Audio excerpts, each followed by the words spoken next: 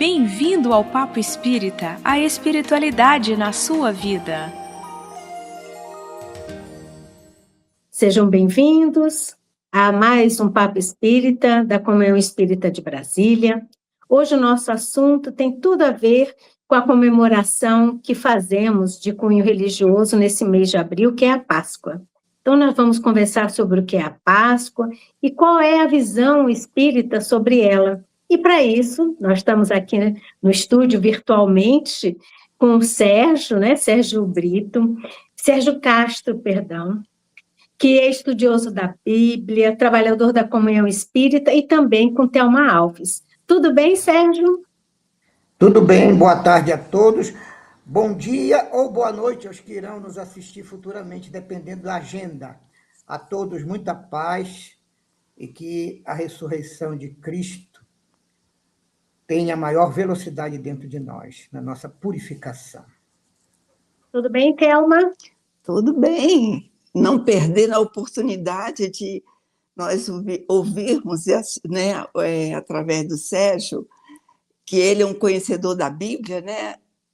Vamos ouvir um pouco da história da Páscoa. Exatamente. Vamos entender melhor, Porque a Páscoa é uma festividade de cunho religioso que inicialmente, foi trazido pelo judaísmo e depois, com o tempo, absorvida pelo cristianismo. E a nossa grande reflexão, talvez, seja do quanto que, ao longo do tempo, nós perdemos um pouco, deturpamos um pouco o significado da Páscoa.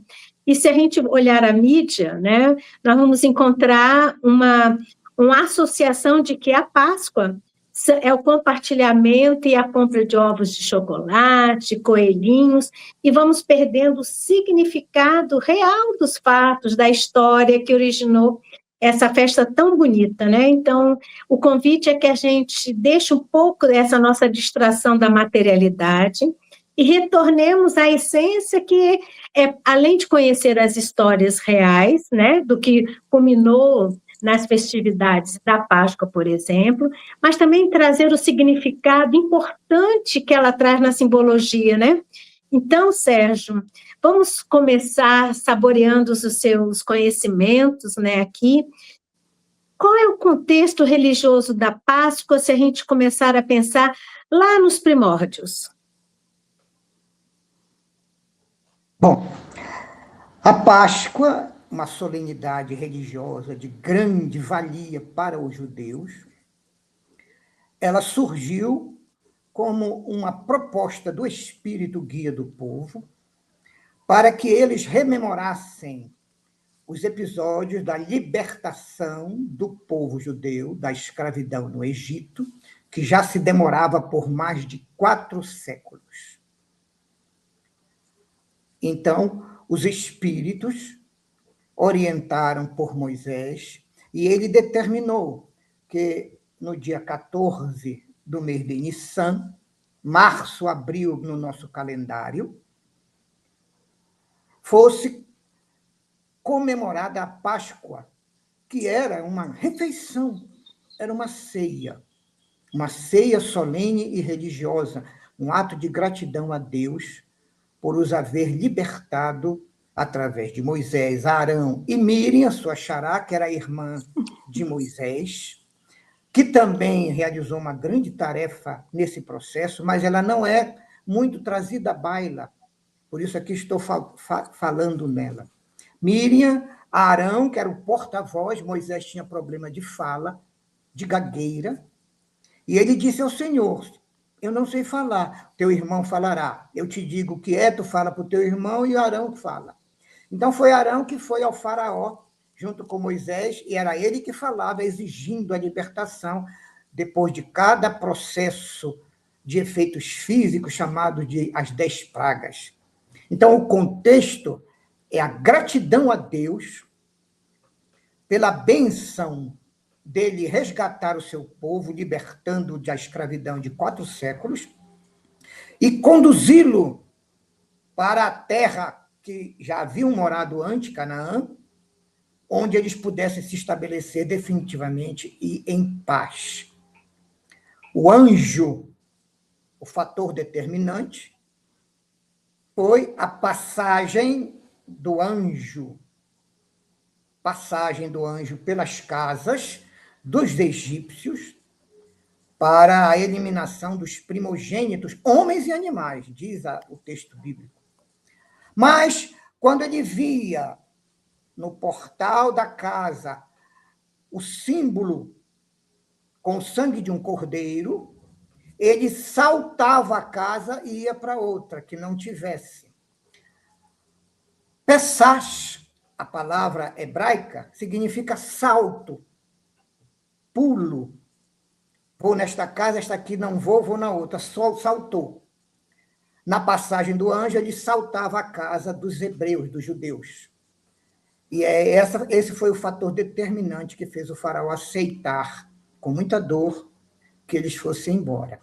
Então, a solenidade religiosa familiar, o judaísmo é uma religião, uma vivência, uma nacionalidade positivamente familiar. A família é a base de tudo.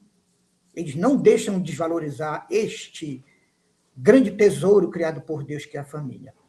Então, o contexto é o da comemoração, relembrando, é uma rememoração, como Jesus vai pedir depois, já na Páscoa cristã, que os discípulos façam aqueles gestos que ele teve de partir o pão e repartir, de beber o vinho e repartir, em memória dele.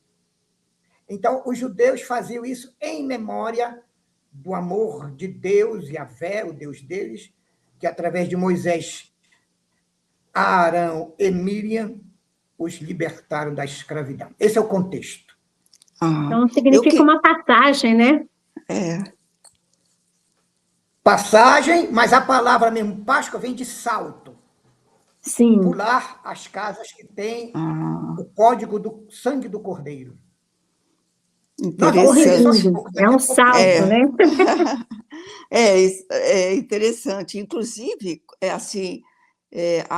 qual seria a mensagem da Páscoa no contexto judaico? A mensagem é que Deus... salto. A mensagem é que Deus lembrou do seu povo querido, entre aspas, né, do povo que eles se chamam de povo eleito, e os resgatou da opressão, do sofrimento, da dor, da exploração social e de todos os derivativos que uma escravidão traz de um povo dominante com um povo dominado. Então, esse grande sentimento de gratidão a Deus é porque os homens trabalhavam até a morte, a peso de chicote. As mulheres não eram respeitadas, já não eram no mundo antigo, já não eram valorizadas, mas como escravas, então, eram propriedades particulares dos soldados. Os abusos campeavam e a dor familiar dos núcleos judaicos, vendo uma filha sendo sequestrada, vendo a família se dissolver, vendo o pai que gerou o clã sendo destruído nos trabalhos forçados, à luz do sol, fortíssimo no Egito. Então, toda a opressão, todo o sofrimento sociopolítico, econômico e familiar desapareceu a partir dessa providência salvadora de Yahvé, IHWH. São 4 tetragramas. IH, que significa, do hebraico, Yod-He-Vov-He. É o nome de Yahvé. Eles, para não pronunciar o nome de Deus, eles davam esse nome, é o Shaddai, Yahvé, o Senhor, para não pronunciar o nome de Deus, que era proibido. Esse é o contexto, Thelma. Interessante, né? O quanto que está inato em nós, enquanto seres humanos, essa ligação com Deus, né? A gente, às vezes, nem percebe, mas a história vem contextualizando, né? O que você nos trouxe agora, né, Sérgio? O contexto da Páscoa no judaísmo, E com o tempo, depois da morte de Jesus na cruz e sua ressurreição, também o cristianismo trouxe para si essa festividade religiosa. Mas você já começou a contar, mas acredito que eles trouxeram, né, absorveram a festa da Páscoa, vamos dizer, a comemoração da Páscoa, mas com mesmo significado diferente, forma de comemoração diferente. Fala um pouquinho como é que foi como é que o cristianismo absorveu essa comemoração. Vamos, então, fazer a ordem cronológica para chegar em Jesus e a Páscoa cristã. Então, a Páscoa vem do Pessach, ou Pachá no grego, que dá o nome de Páscoa, cuja palavra traduzida literalmente é salto. O anjo não foi nas casas que tinham aviso. E aí começou o processo de libertação, que eles atribuem a uma ação direta de Deus. Está lá no Êxodo, capítulo 12, e também no 13, 3 a 10. Ela comemora a passagem do anjo guerreiro, exterminador, chamado de exterminador, que feriu de morte os primogênitos dos egípcios, mas saltou a casa dos judeus com o código do sangue do cordeiro. E aí entra a figura do cordeiro. O cordeiro era selecionado uma semana, 8 dias antes da Páscoa, no meio do rebanho. Tinha que ser um cordeiro perfeito. Perfeito quer dizer branquinho, sem nenhuma mancha na pele, nenhum problema, nenhum defeito. Porque ia ser oferecido ao Senhor. E o cordeiro era levado para dentro de casa, para viver no meio da família. Aí imagine as crianças brincando com o cordeirinho, fazendo amizade com ele, se acostumando. O apego, e quando né? chegava no dia 14, o cordeiro era imolado para ser comido pela família, na solenidade do lar. Era um culto do evangelho no lar, à moda dos judeus. Era feito dentro do lar. As famílias pobres, que não tinham condições, eram convidadas para se reunir a outras famílias que tinham dinheiro para comprar o cordeiro, ou que criavam o cordeiro. E aí o cordeiro era assado com ervas amargas, simbolizando as amarguras e os sofrimentos dos hebreus durante o período de escravidão. E era comido com pães ázimos, ou asmos, que são os pães sem fermentos. Na verdade, a festa de 8 dias da Páscoa judaica é a festa dos pães ázimos, sendo que a Páscoa é o dia 14. É um dia só, quando se come o cordeiro. E os pães tinham que ser sem fermento, simbolizando a pressa que eles tiveram de fugir do Egito. Não dava tempo de a mulher esperar a massa descansar e o fermento fazer a massa crescer, para depois botar no forno. Era a tarefa da mulher fazer o pão. Então, o pão sem fermento simboliza a pressa de sair correndo. Junta tudo e vamos embora. Então, na véspera, no dia 13 de Nissan, inicia os preparativos. A casa tinha que ser totalmente limpa, não podia haver um pedaço de alimento que tenha fermento, que tivesse fermento, tudo tinha que jogar fora, e preparava a ceia. Esse dia se chamava o dia da preparação. Por quê? É o primeiro dia da festa dos pães ázimos. E é preciso falar nesse dia porque Jesus, acompanhando o costume popular, quando o dia 14 caía num sábado, que era o dia do Shabá, o dia religioso, dia sagrado, a população, Jesus fez isso, antecipava para o dia 13. Então, Jesus fez a última ceia, onde partiu o pão e o vinho, instituiu a Eucaristia, lavou os pés dos discípulos. Ele fez no dia 13, na véspera. Ele antecipou a Páscoa, porque aquele ano 14 era sábado. Entendeu? Então, a festa dos pães ázimos dura 7 dias. A festa da Páscoa são os 7 dias dos pães ázimos, mais o primeiro dia 14, que é dedicado à Páscoa. Aí vem a última Páscoa de Jesus, que eu já fiz até uma introdução. Ele antecipou para o dia 13, que era muito comum, todo mundo fazia isso. E o cordeiro ficou sendo representado pela sua próxima prisão, paixão, morte. O que o Cordeiro no judaísmo não tinha, mas que Jesus, o Cordeiro de Deus, teve, foi a ressurreição, que vai ser o objetivo maior da festa cristã, comemorar o domingo de ressurreição. Então, Jesus chamou Pedro e João e disse: vão lá na cidade, vocês vão encontrar um homem buscando água no poço, sigam até onde ele for, que é a casa dele. Ao chegar na casa dele, vocês digam a ele: o mestre pergunta a vós onde é o aposento em que ele comemorará a Páscoa com seus discípulos. Olha que coisa de Jesus, que presciência. E não é que eles foram e o rapaz, o amigo dele, disse: não, já vou mandar preparar a sala, ele pode vir na quinta-feira. Entendeu? Então, era um anfitrião que era amigo do Cristo. E era uma casa de pessoas abastadas, porque era uma sala especial na sobreloja, uma espécie de mezanino na casa, onde ficaram só eles à vontade, ninguém perturbou. Agora, as festas pagãs comemoravam a primavera, mais ou menos na mesma época dos judeus, e faziam a festa da fertilidade.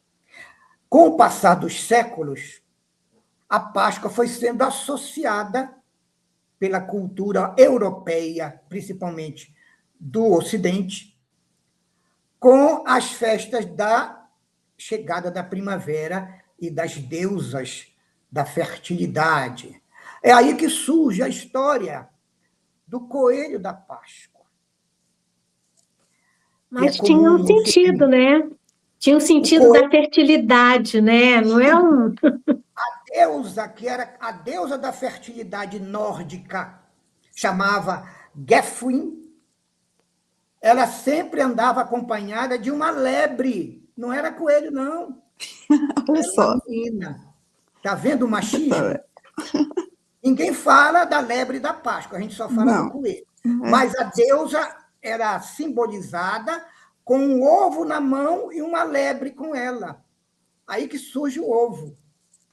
Nos países germânicos, no equinócio de inverno, eles fazem a festa do deus Easter, que depois, mais tarde, o cristianismo, através do catolicismo romano, adotou, incorporando a celebração da ressurreição, e lá os ingleses, os países de língua inglesa, costumam dizer na Páscoa, Happy Easter.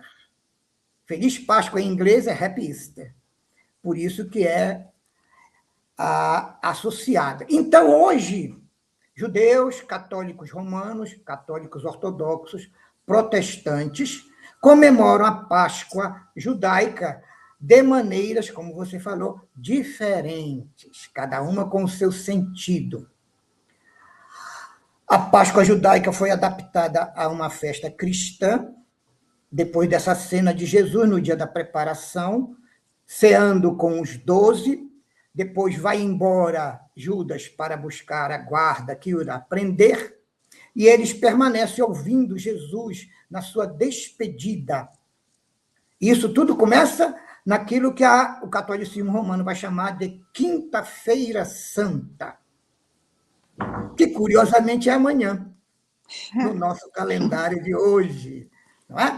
Então, a Páscoa católica passou a comemorar a despedida, a promessa e a volta de Jesus ressurreto, permanecendo mais de um mês, orientando, segurando a onda e ajudando os apóstolos para que seguissem em frente, porque ele iria ascender, que também é trazido em algumas comemorações da Páscoa.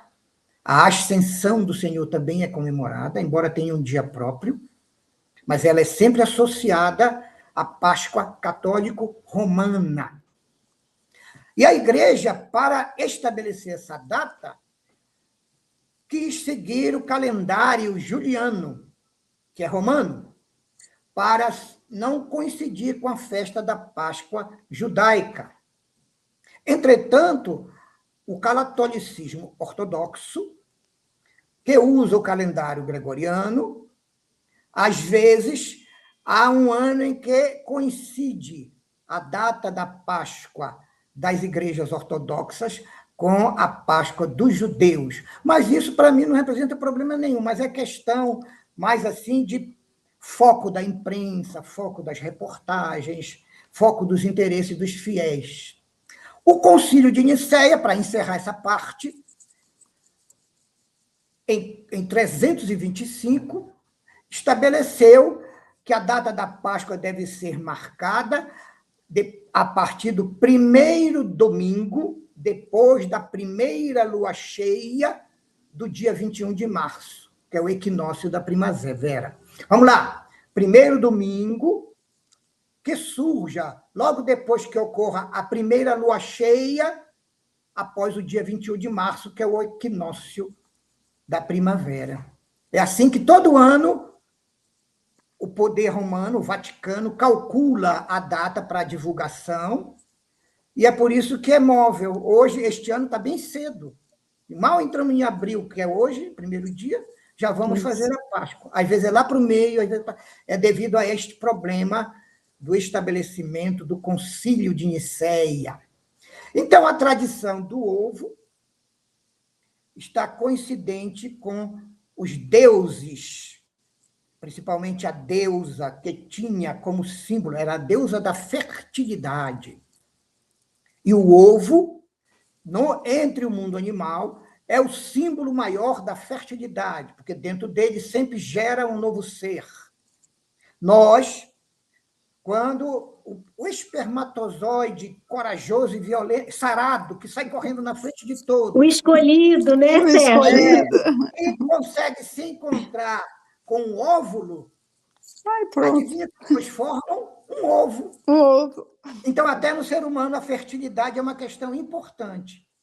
Pois é, na Idade Média, os pagãos da mesma época dos judeus celebravam também, na mesma época, a Páscoa, mas homenageavam Easter, que é aquela figura representativa da Páscoa deles. Ou o nome dela também era Ostera, deusa da primavera e deusa da fertilidade.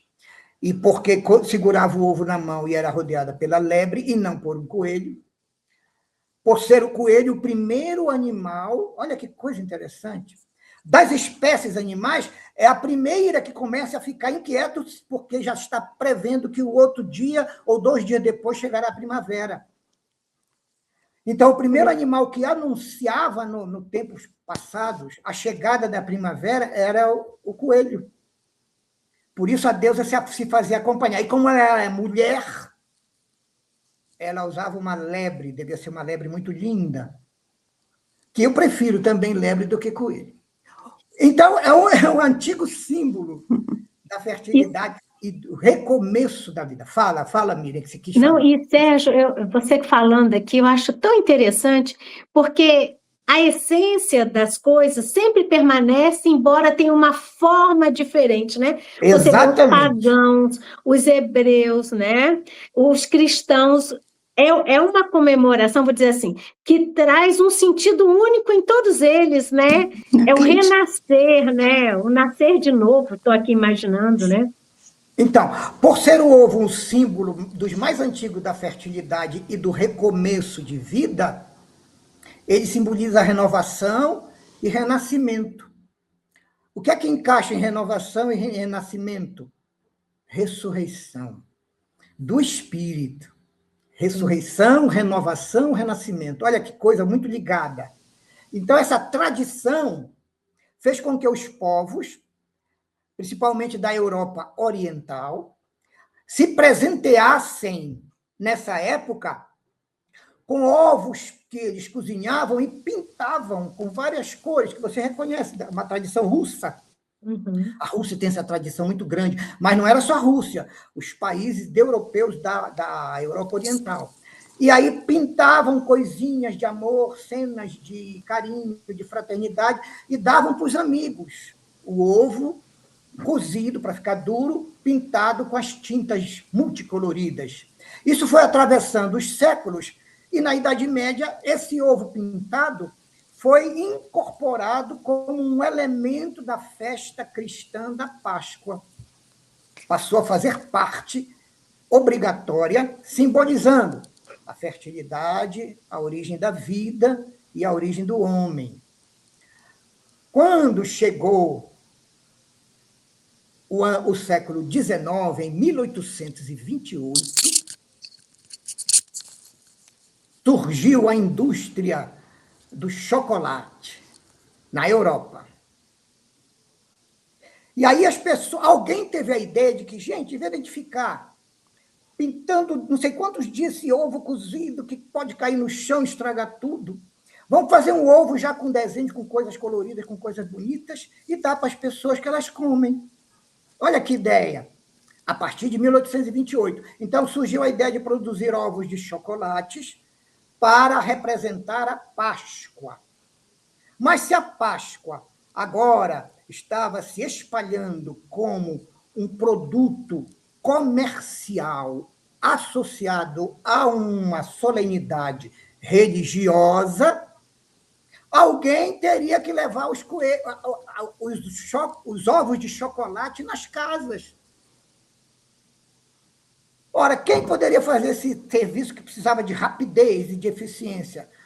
O coelho, que é um dos animais mais rápidos, e já está lá com a deusa.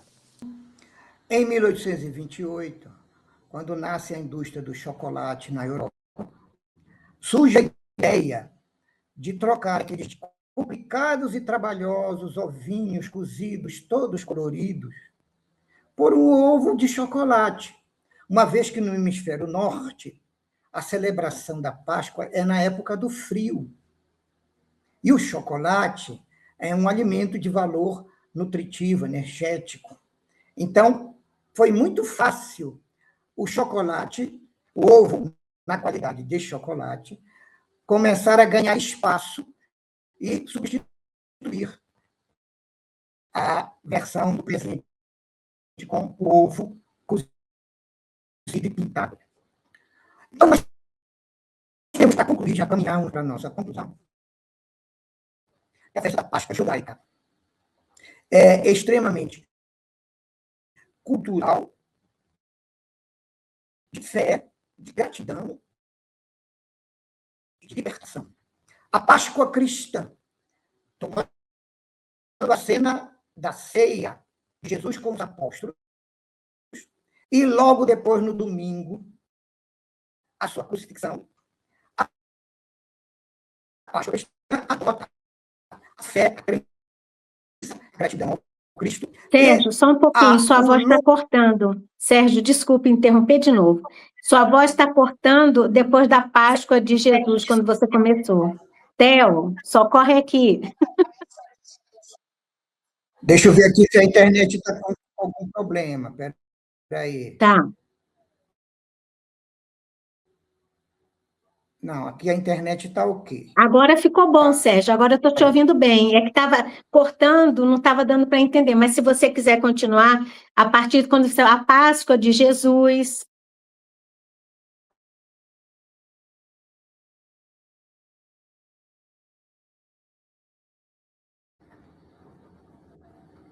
Oi, Sérgio. Oi. Estou te ouvindo. É problema Sim. da rede mesmo. Mas agora eu estou te ouvindo bem. Se você quiser 1, 2, 3 continuar até a Páscoa de Jesus. Então, vamos lá. Eu estava falando, eu concluí a utilização do chocolate e agora estava falando, já caminhando para o entendimento espírita e para a nossa conclusão, da Páscoa judaica e cristã. Isso. Enquanto a Páscoa judaica era a gratidão, a fé, a aceitação do profeta Moisés como o real e verdadeiro condutor dos destinos do povo do Deus Yahvé, e a congregação da família livre, com convidados que não possam, para a ceia do Cordeiro Pascal, a Páscoa cristã aproveitou a última ceia, a prisão, paixão e morte de Jesus e a ressurreição no domingo, para estabelecer o louvor e a fé no Cristo, no seu amor por nós, no sacrifício e na renúncia que ele fez das regiões celestes para viver entre nós, tomando a forma de um homem, como eles gostam de dizer, é a proposta de Cristo de ressurgir dentro de nós um espírito novo, uma alma nova. A ressurreição é a mensagem cristã de que tudo tem esperança, tudo pode melhorar, tudo se modificará para melhor. E, se preciso, haverá uma renovação integral do espírito humano, a partir da fé em Cristo, da fé em Deus e da obediência às suas leis. Então, a doutrina espírita vem depois, complementando a revelação cristã, Jesus e os apóstolos. Não comemora como uma festa de calendário a Páscoa, entretanto, participa com eventos, com orações, visitando lugares a convite de parentes que são católicos. O espírita não tem nenhum preconceito. O espiritismo nada proíbe. Então, ele precisa participar como um solidário cristão da fé em Jesus. Por isso, o espiritismo não critica, o espiritismo aproveita a época para eventos como este aqui. Estamos conversando no início da semana da Páscoa, 1º de abril, e a própria comunhão patrocinadora deste nosso Papo Espírita, no dia 11 de abril, vai ser a sede, este ano vai ser a comunhão, da Páscoa dos militares, das Forças Armadas. É uma festa belíssima. Eu convido os que puderem assistir. E o presidente Adilson já me convidou para fazer a palestra. Vai ser de manhã, dia 11 de abril. Isso quer dizer o quê? Que o espiritismo, apesar de não ter no calendário festas de símbolos e ritos, ele colabora com a filiação em torno do Cristo, da sua vida, do seu evangelho, que se eleva durante a Semana Santa, por isso o nome é Semana Santa, por causa de Cristo, e auxilia no que for possível, no que couber, para que as criaturas aumentem sua fé, a sua caridade, a sua bondade e as suas orações em prol da nossa humanidade. Então, o objetivo do espírita, respeitando a Páscoa e os valores de cada Páscoa, judaica e cristã, reconhece os valores dos símbolos que são representados e mais busca espiritualizar o simbolismo cristão. Então, o espírita participa como uma pessoa de bem, um homem de bem, um homem social, e espiritualiza, eleva para valorizar mais do que tudo a nossa renovação, porque a renovação é o primeiro caminho da nossa ressurreição. No espiritismo, ressurreição é a liberdade do espírito das reencarnações necessárias. Olha só. Quando o espírito reencarna a última vez, porque já evoluiu tudo que é possível aqui na Terra, ele participa da verdadeira ressurreição. É isso que a doutrina entende. Ela é a vitória. A ressurreição é a vitória do espírito sobre a morte moral, sobre a morte física do homem.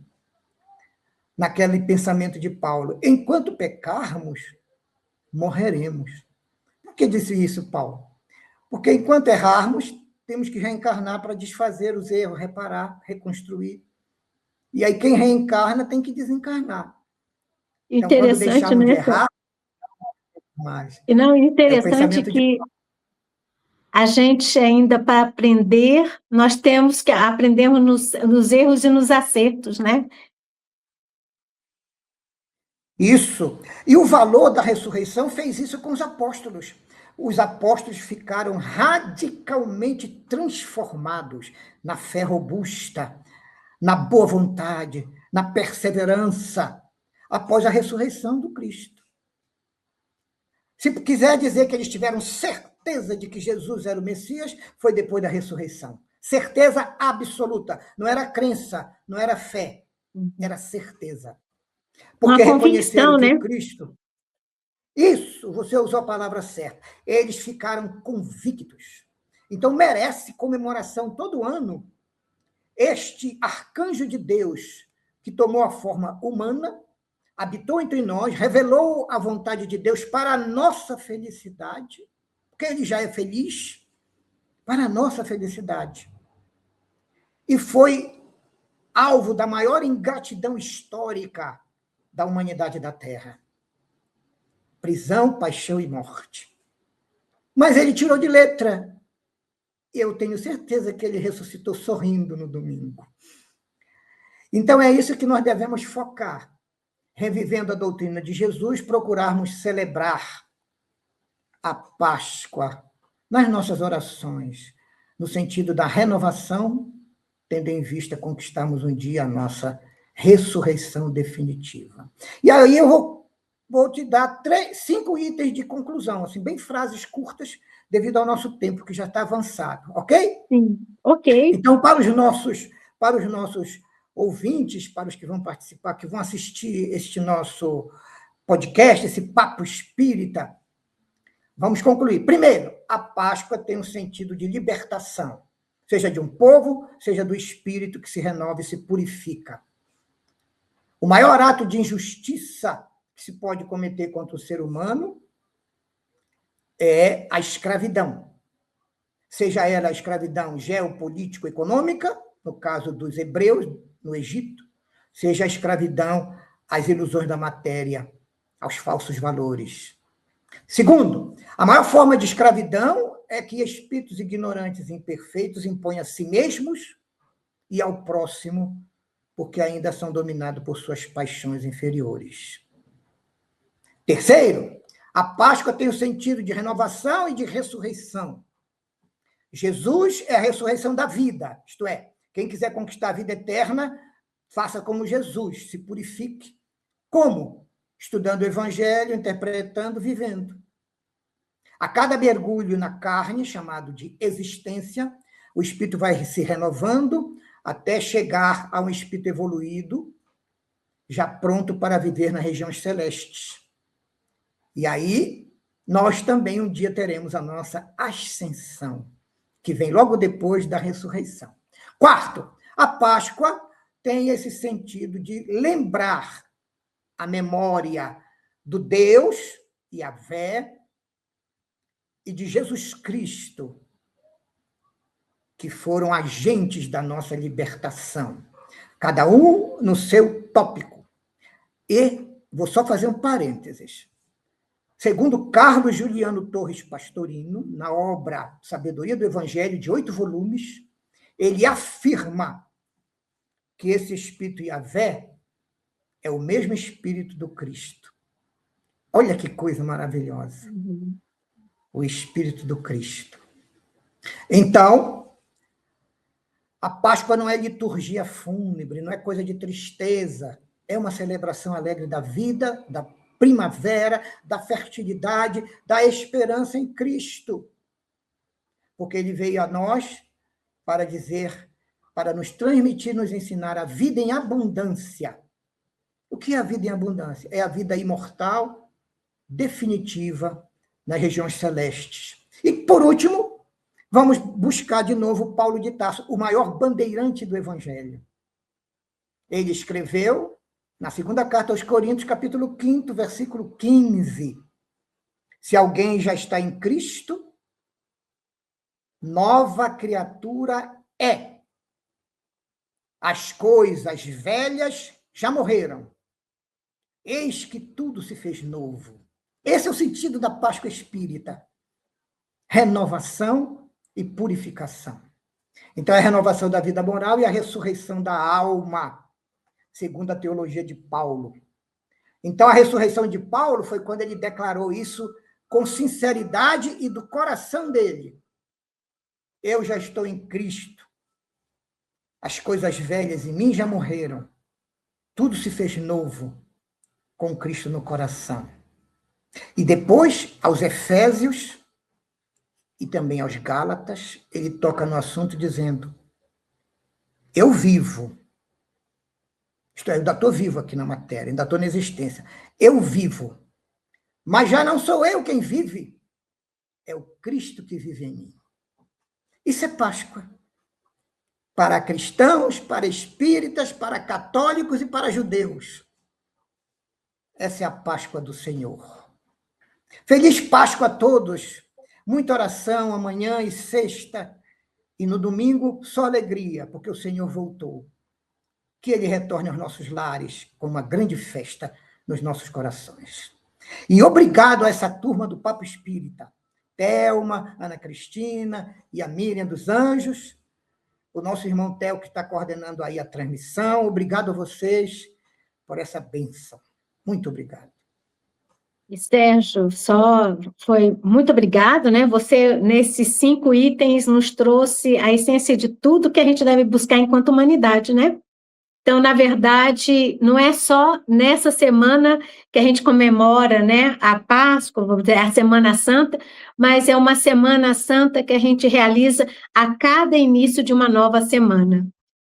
Então, Sérgio, nós te agradecemos, não é? Nossa, te agradecemos muitíssimo a sua participação. Sentimos porque a nossa companheira Thelma, né, teve problema da internet, caiu. Ana Cristina em breve vai estar conosco novamente.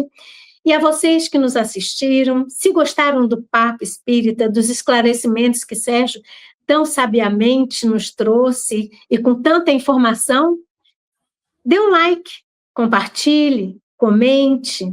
O Papo Espírita é um programa da Comunhão Espírita de Brasília, vai ao ar todas as quintas-feiras, às 18h45, pelo canal do YouTube, TV Comunhão. Nos siga. Temos mais de 400 programas já gravados. Sérgio, inclusive, tem vários outros temas conosco, né, Sérgio? Então, não esqueça de dar o like, de compartilhar, de comentar para que o nosso programa possa chegar a outras pessoas também, com tanto esclarecimento, com tanta clareza que a doutrina espírita nos traz. A vocês que nos assistiram, até a próxima quinta. Até lá.